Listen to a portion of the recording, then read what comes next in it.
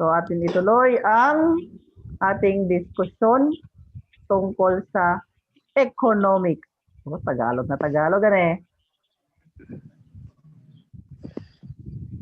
Ayun, so kanina nasabi ko na rin na kung ano ang definisyon ng pagsulong at pag-usbong, tama? Growth and development. Pag-unlad, I should say. Ayan.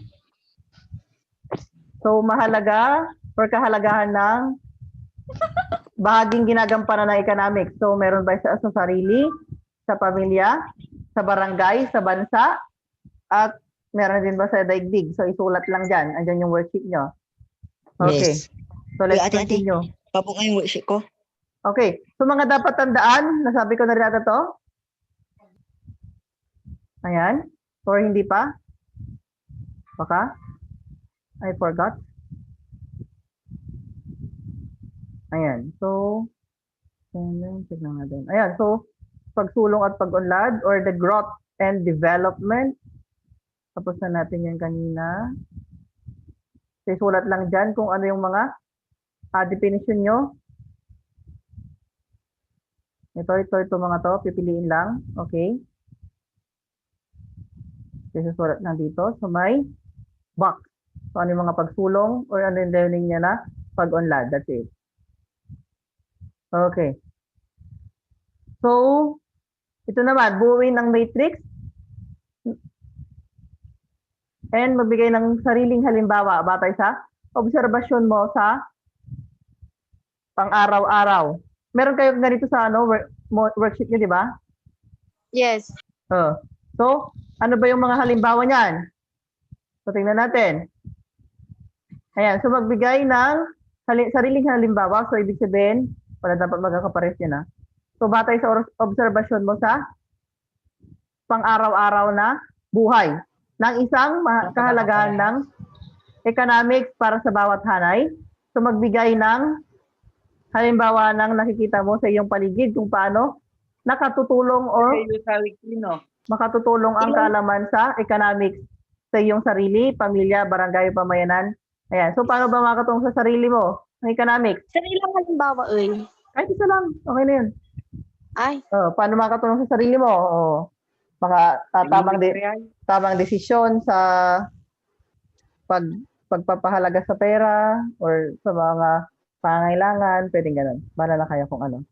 Sabi yung kahalagahan niya or pwedeng gampanin sa economics sa pamilya. Maaring makatulong ito sa pag-budget ng pera or makatulong sa pagbibigay ng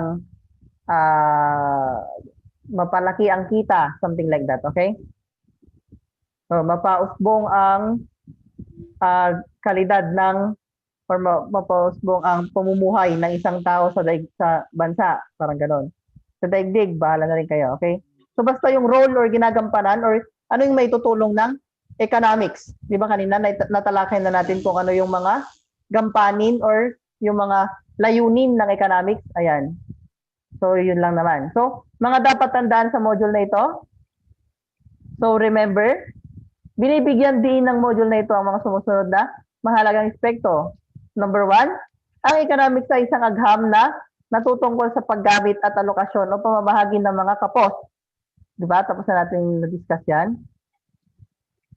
At produkto at serbisyo na makatutugon sa paparaming pangangailangan at hiling ng tao.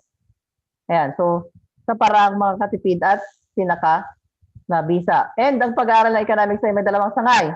We have the microeconomics, tama? At macroeconomics. Kapag sinabi natin micro, for small businesses, pag macro, ang layo nito ay para sa buong bansa. Okay? Or para sa buong mundo. That's it. So bilang isang agham, gumagamit ng economics ng scientificong pamamaraan. Always remember that. At mga kasangkapan o kagamitan sa paglikom ng datos o informasyon upang makabuo ng matalinong konklusyon, prediction at rekomendasyon pangkabuhayan. Diba? So, for example na lang, diba? Gumagamit din kayo ng, what do you call this? Mga problems. Kunwari sa kanila ni Cole.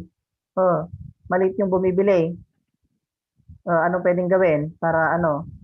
So, that's it. Ganun siya. Ano mga pwedeng gawin. So, free, ano yun, unlimited lugaw, di ba? Yung mga ganon. So, that is the recommendation pangkabuhayan. Only wings. Andun. Sana meron. Ayan. Kalahatere So, pa nga meron. okay.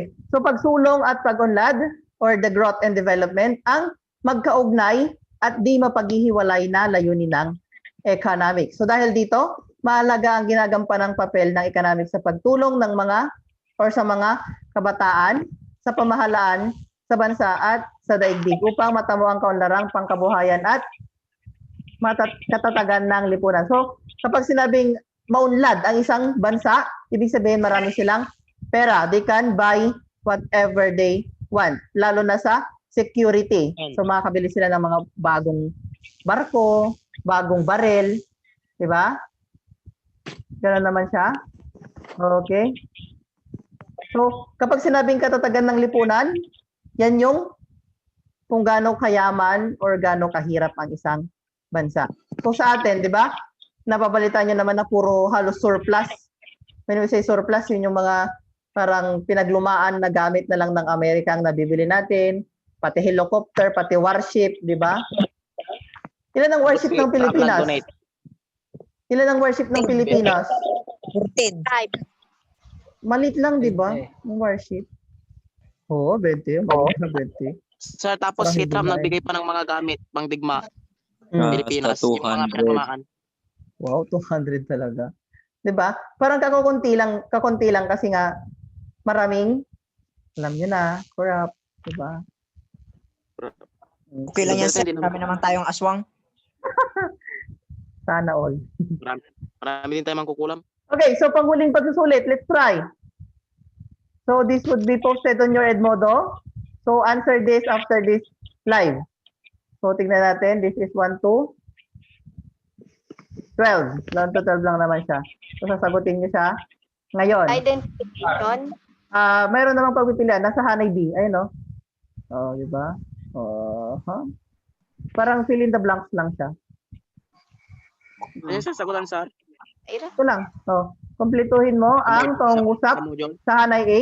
Isulat ang letra ng tamang sagot sa Hanay B. Sapat lang sa Hanay A. Ayun, no? So, nyari, ang economics ay nagbuhat sa sariling o ekonomiya or nagbuhat or parang nagmula. Ayun na lang. Sa salitang o ekonomiya na ang ibig sabihin ay blank.